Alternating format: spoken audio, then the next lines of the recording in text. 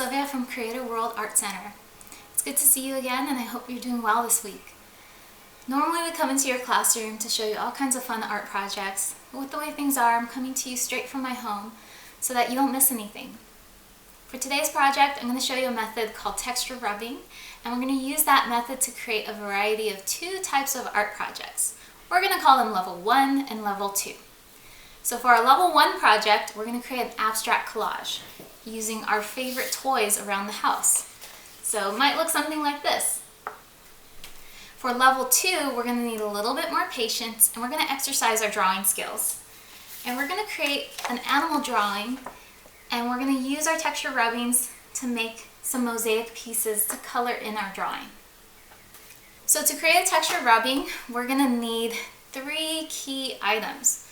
So the first thing we're going to need is some blank paper, and that's where we're going to rub our colors onto. Make sure it's something that's not too thick or rigid. So copy paper works great for this. Then you're going to need an object that you can rub your paper onto. And for that, I'm using my bamboo placemat. I normally use for my food, but today I'm going to use it for art. My bamboo placemat is perfect because the bamboo and thread are woven together and they create a nice bumpy surface. When I rub my finger over it, it's definitely not smooth. I can feel all the little bumps. You might not have something like this, you might have something different. You can pick a lot of different items that have texture. Another example I have is this pencil box here. I use it to hold my pencils upright, but it's made of plastic, so it's hard. And it has all these little designs on it, and it's really bumpy depending on which side you turn it on. So all of these different designs I could use for my texture rubbing, and they would all come out really great. Another example you might have around the house is maybe a candle lid or any kind of jar lid. And when I rub my finger over it, this design is nice and bumpy, so it's perfect for texture rubbing. These are just a few examples. Check out around your house and investigate. You might have all kinds of really cool examples that you could use. So make sure as you're finding that textured object, run your fingers along it and make sure it's bumpy. The third thing to create a texture rubbing is going to be either crayons or color pencils. I happen to have these old color pencils lying around my house. They're broken, but they're going to do the job. So again, find something that's bright, colorful, and is either a crayon or a color pencil. Those will work perfectly for this. So for our level 1 project, our abstract collage, I want you to also grab about 3 to 4 of your favorite toys. So they can be little figurines or maybe toys about a little bit bigger than your hand. So I decided to choose this little goat, this llama, this cat, and this horse. I chose them because they all have some interesting side profiles. I'll be able to trace them very easily. And they all come in a variety of shapes. Make sure you grab a marker, or a pencil works fine as well. Finally, you're going to need some scissors and some glue to put it all together. I'll give you a moment to grab your materials, and then let's get started. You're going to lay your paper on top of your textured object. Then you're going to grab your color pencils or crayons, whatever you feel like using today or you have on hand. And this method is so easy. All you gotta do is get your crayon or color pencil and just rub it against your textured material. As you can see, my bamboo mat is leaving this really cool pattern. Experiment with different colors and see what happens. You could do a little patchwork color design, you can do a rainbow. Do whatever you feel like.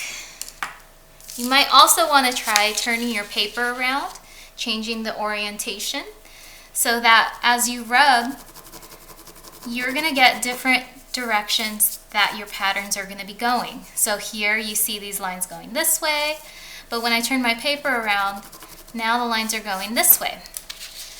So with this method, you can do whatever you feel like, have fun, and experiment. You might also want to try overlapping colors and seeing what kind of cool effects you can get from doing that. I'm overlapping this yellow over everything, and now you can see I'm getting a little bit of green because it's mixing with the blue. And we're gonna fill up a whole page full of color. Take your textured material away, so it's not in your way anymore, and flip your paper all the way over. Then remember how I asked you to get your favorite toys? Well, now you're gonna grab them and place them on top of your paper.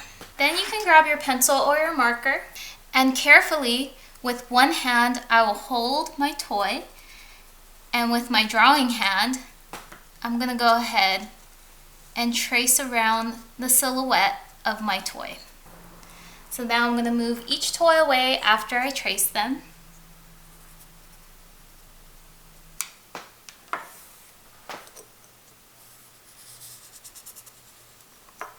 So there I have 4 different toys traced out on my paper. And now I'm gonna go ahead and cut everything out. So grab your scissors, and I know cutting can be tricky for some of you, so a method you might want to try out is bubble cutting. And to do that, just pretend your little shape here is inside one big bubble, like this guy right here. And then I'm going to take my scissors and do smaller cuts and just cut out bigger chunks of paper like that until I have the whole thing cut out. Instead of trying to use my scissors to walk all the way around cutting around my shape, I'm just going to do one chunk at a time. Now I have all these scraps here, but if you turn them around, they're going to be useful for our level 2 project. So why don't we just push those to the side for now?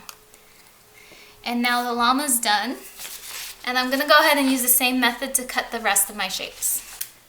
Okay, so now I have all my pieces cut out, and I'm going to use these to arrange into a collage. What you can do for your background is you can again use another piece of blank paper. That's totally fine. But if you happen to have on hand, use a piece of construction paper. Then I'm going to take my shapes and I'm going to place them in different ways. But before I glue anything down, I want to make sure I try some interesting arrangements. So one option is, since mine still look like a horse and a llama and a goat, this doesn't really look like a cat anymore to me, but maybe if I turn it upside down now it's a tree. I could glue these on like they are and create a little scene. Maybe I can draw a background, some mountains, and some clouds. That would be fun. What you can also do is do something a little bit more abstract and turn your objects upside down, sideways, and try arranging them in a way where maybe some of them overlap in certain parts, and try to see what kind of crazy combinations you can get. So go ahead and have some fun arranging your design. And also what you might find is when you place some objects or shapes together, you have a whole new shape that emerges right in between them. When you're done and you have something that you like, you're going to open up your glue bottle, give your glue some time to come out of the bottle, and you're going to turn your papers over and dot, not a lot, glue your pieces down. And then you're going to end up with something like my original sample right here. Now that's level 1.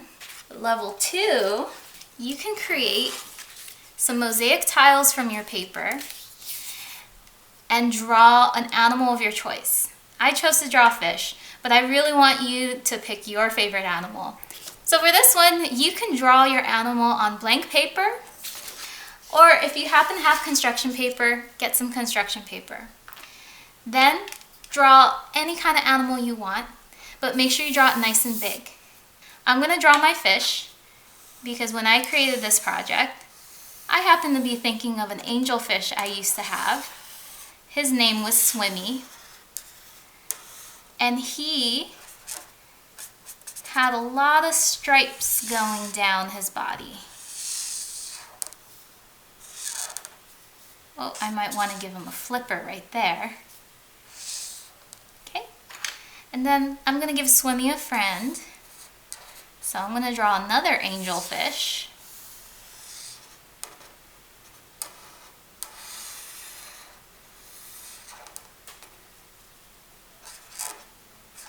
And maybe this one's looking at swimming. And this one's also going to have some stripes on his body.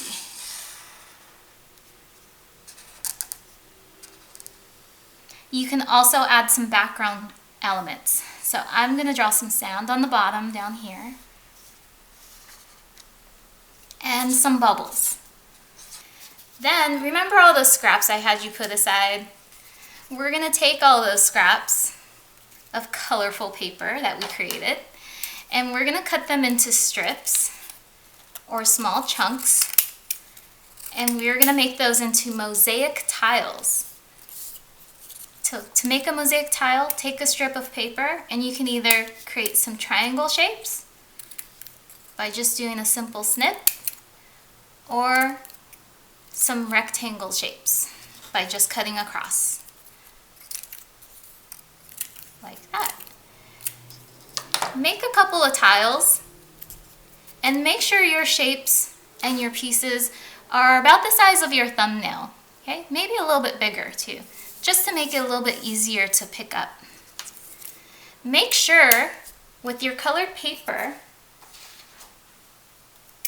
you're using different areas of different colors so that all your tiles aren't one color. So as you can see, I have a whole pile of yellows. Now I've got some blues and greens. So I might want to dig through my scraps and maybe find some pinks, some purples. And that way I have a variety of tiles.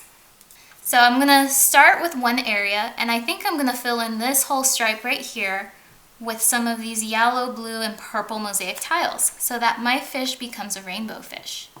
So again, do dot, dot, not a lot. And if you want to spread your glue around, use the tip of the bottle to spread it around. I'm not going to fill in the whole thing just yet. I'm just going to do one section because I'm going to fill in one section at a time. So I'll take one tile from here, one tile from there, and all you need to do now is just arrange your tiles in a fun way that creates almost like a puzzle of pieces coming together. And you want to stick your tiles right next to each other, almost touching, but not overlapping. Keep going, and again, add in a little bit more glue to more areas. You'll start to see everything coming together. You might end up with something like this. You can focus on different areas of your animal and fill that in with your mosaic tiles. You can fill in your whole picture with tiles if you really feel like it. I would love to see what you guys do, so have fun with this project. Alright, so that's it for today. I hope you have a lot of fun with those two types of art projects. If you feel like taking a picture and sharing them with us, please email them to info@cw-arts.org.